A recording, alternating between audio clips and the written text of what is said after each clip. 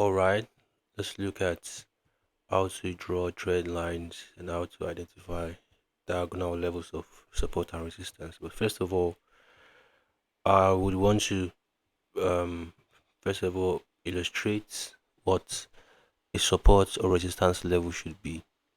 A support resistance level is basically a key pivotal point in the price chart where we've seen multiple instances of price reactions at a specific level. For example, if I take this level right over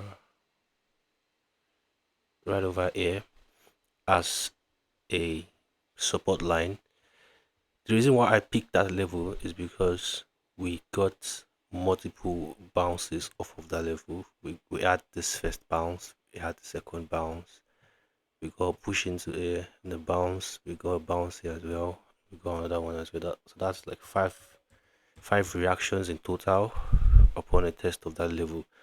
So what we're basically doing here is just connecting the dots.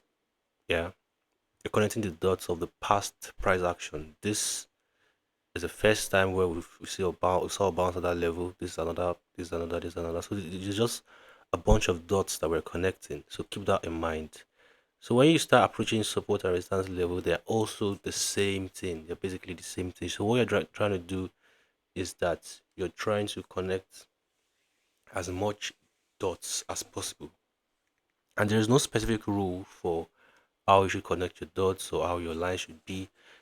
What matters is um identifying a support and resistance level. It doesn't matter if you start from the week, it doesn't matter if you start from the candle body, it doesn't matter if it's slashes through candle body, it's still a trend line as long as it connects a couple of dots together. For example, now you see this price action here, we got this um downtrend. You see high, low, lower high, lower low, lower high, lower low, and then we'll go a break of the trend here. So for this one, I'm basically just going to start from the week and try to connect as much dots as possible. If you look at it like this, you see that not enough dots are touching right now because you can see I only have the first and this second touch here. So I have to adjust this. So if I adjust this to come up to the position of the candle body, and then I adjust this one as well, just a little bit like this, something like that.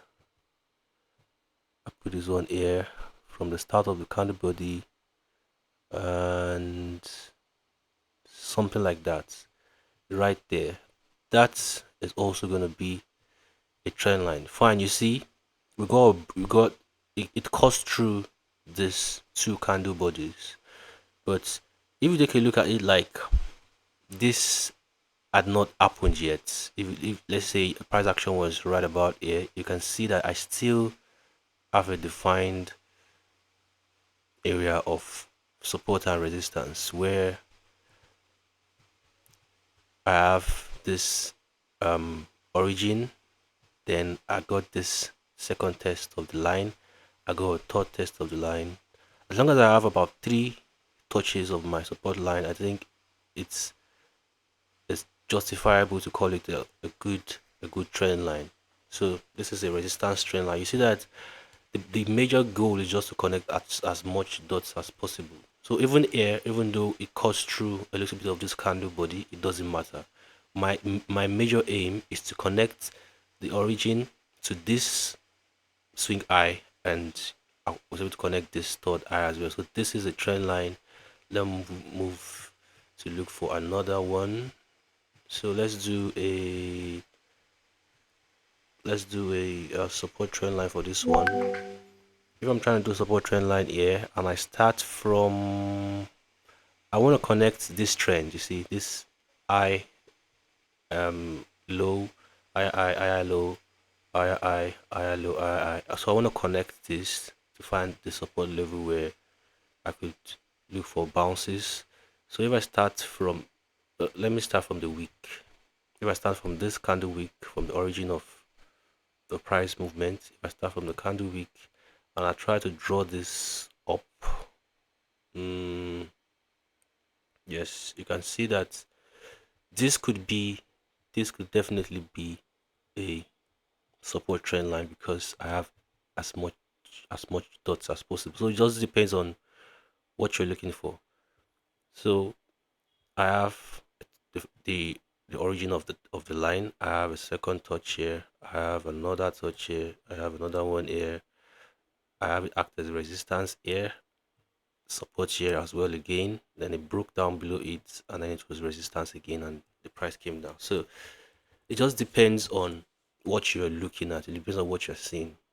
Another thing is that I could also draw this in another angle to also try to reflect another support and resistance trend line. If I start from this candle body right here and I drag this one down a little bit, something like this, you can see that can still connect a lot of dots together here.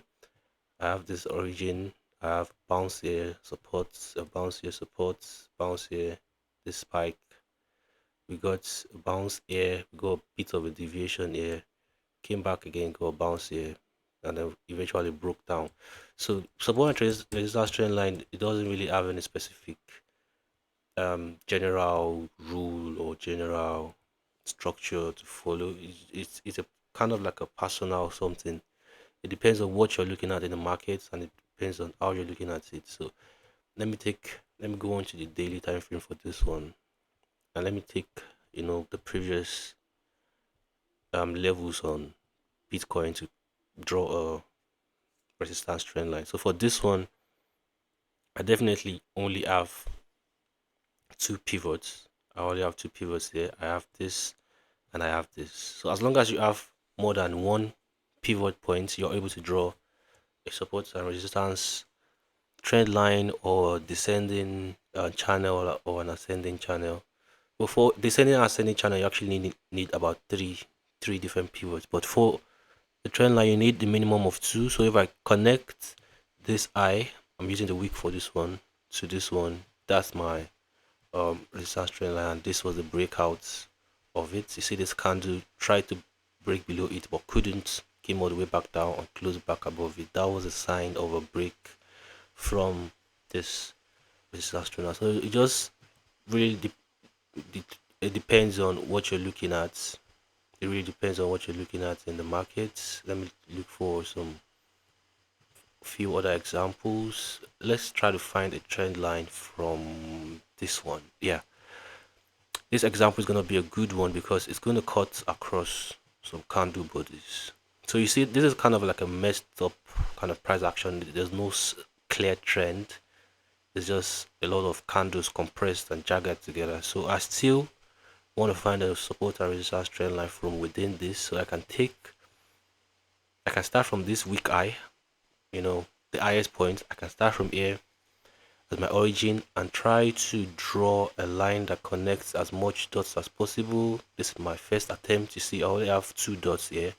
I have the origin and I have the second one. So this is not going to be good enough for me because I'm looking for as much touch of that line as possible. The more the touch of your support resistance trend line, the more credible it's going to be. So I'm going to move my origin from that eye and put it at the second eye and try to find another structure. You see, I still have only two. I have the origin, I have the second one, I have this one, this. Okay, I have another touch right here.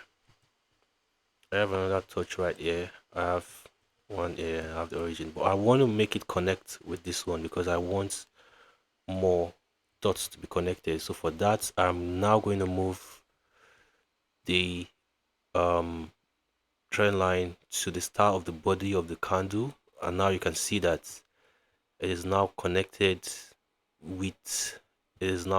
with this swing eye as well. So I have a lot of dots connected right now. I have one, get off, I have one, two, three, four right here. I tried to break above, deviated, came back below. That means that shows the strength of this resistance line, and then eventually we will be able to get the break above, and it looks like it's coming back down to that same level. If you find able to find support here, fine, it could go back up, and if it can't, then it's fine if it also still comes back below, and then at some other points tries to break back above. S- Um, resistance or support lines doesn't mean that it can't be broken. It definitely can be broken. It can be broken multiple times. It doesn't matter.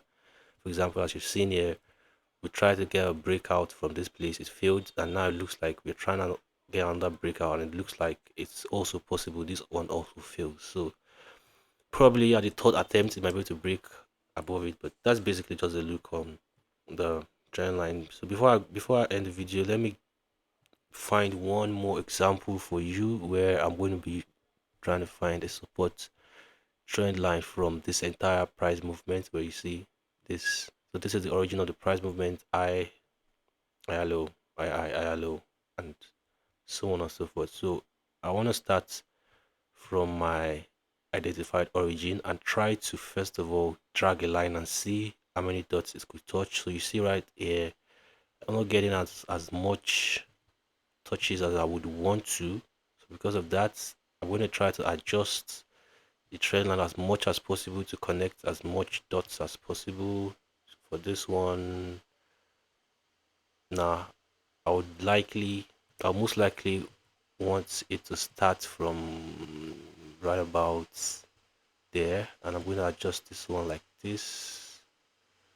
So you can see this is another example of a trend line. It could cut across a lot of candle wicks. It could cut across the wicks of a lot of candle, like you can see here.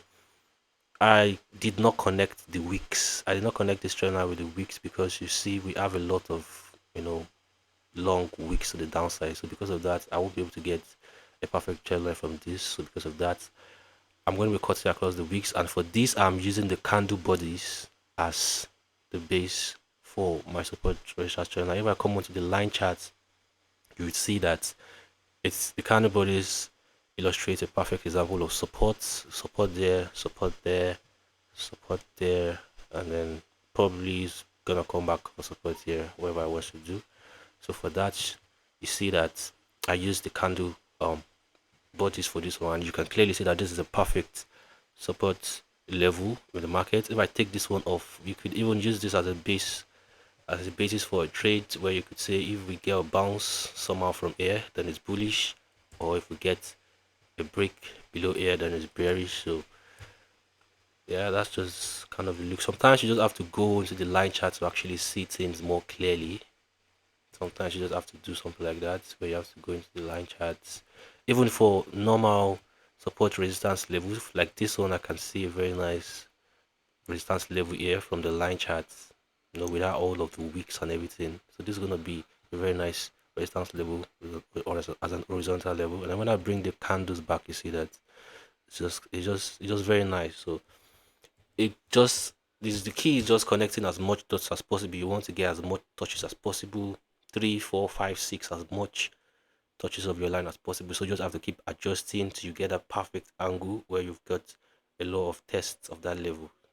So if we have a lot of tests of the level, then in the future, if you're coming back to that same level, then there's a greater chance that the price is gonna get a reaction from that level. So that's an overview of support and resistance trend lines.